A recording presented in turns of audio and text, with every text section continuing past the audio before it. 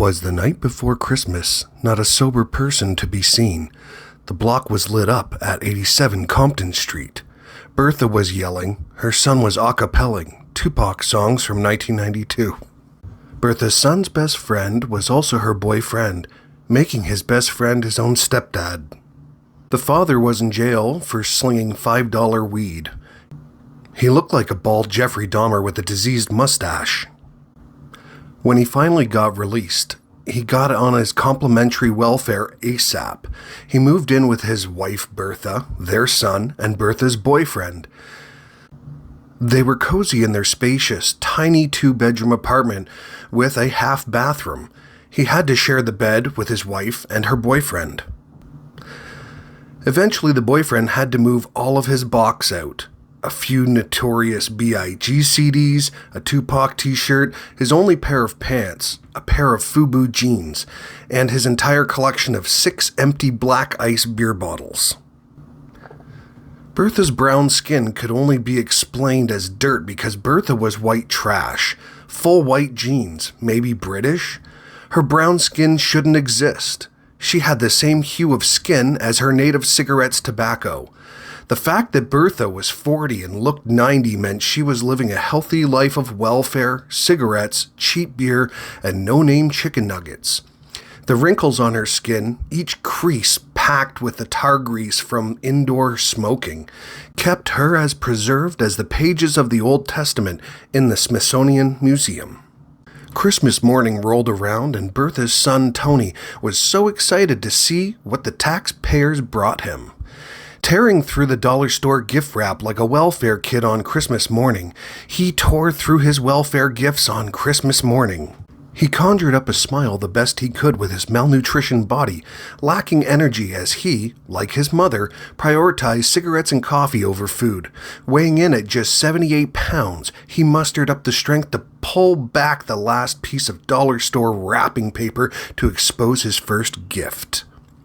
A Walmart Westinghouse brand stereo with wireless speakers. His mother scraped and saved all $42 up over the last 12 months to buy this wonderful bottom-of-the-barrel stereo for her son who was weakened by her life choices.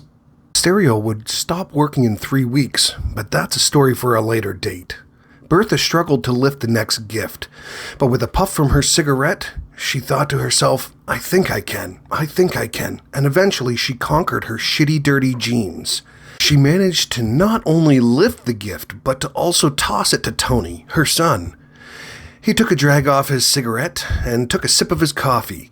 He was charged up and ready to tackle opening the next gift. One ripped down, his heart pounding, not from the excitement, but because he had done more work on Christmas morning unwrapping presents than his entire family have ever done collectively in their entire lives. He was unconditioned for the task of unwrapping so many of his presents, all 2 of them. Shred after shred, the present became more unconcealed, a term I use for the sake of the family who spend more time in jail than they do in the general public. Eventually, Tony peeled off the last piece of dollar store wrapping paper in all of its 3.5-ounce glory. 1996, All Eyes on Me, the new album from Tupac from 1996, even though it was 2006. Tony asked if it was okay if he listened to his new album. Bertha labored out a smile and strained a low, raspy whisper, as she was drained of all energy from sitting on the floor smoking. Yes, you can. Tony crawled to his bedroom. Luckily, his bed was not up off the floor. It was just a welfare donation box sleeping bag on the floor. He flopped over on his side like an old dying dog. He had to use his criminal welfare starter pack concealed weapon pocket knife he always kept at his bedside, in case someone broke in to steal his cigarettes or coffee, and he used that to open the CD case plastic packaging. After 40 minutes of wrestling, he got it out and the CD inserted into his car stereo from 1997 that was jerry-rigged up to a blow-in car speaker that Tony's best friend had stolen out of a neighbor's car, a 1990 Honda CRX. Ambitions as a rider started to crackle out the blow-in speaker. Tony's dad was the same age as him, as far as I could tell, so he enjoyed the same music. He came into Tony's room, bobbing his jailbird head, donned in his medium, extra-tall Tupac All Eyes on Me tour t-shirt. The medium t-shirt was so big that he used to fold it in half on cold days and double it up on himself, doubling the layers. Shortly after, an ambulance showed up. While Tony and his dad were enjoying the blow-in speaker crackly sounds that you could almost make out as Tupac, Bertha had fallen over and died. But don't be sad, Compton Street dwellers usually have a lifespan of 40. She was overdue.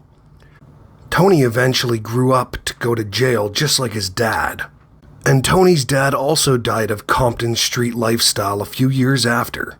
Tony's best friend, his stepdad, met up with him in the customary going to jail for Compton Street residents, and they caught up on all lost time while they were apart. To this day, they still smoke a pack a day, drink 6 coffees a day, and eat no-name chicken nuggets while getting high on dope stems and seeds off of your tax dollars. Welfare, holla!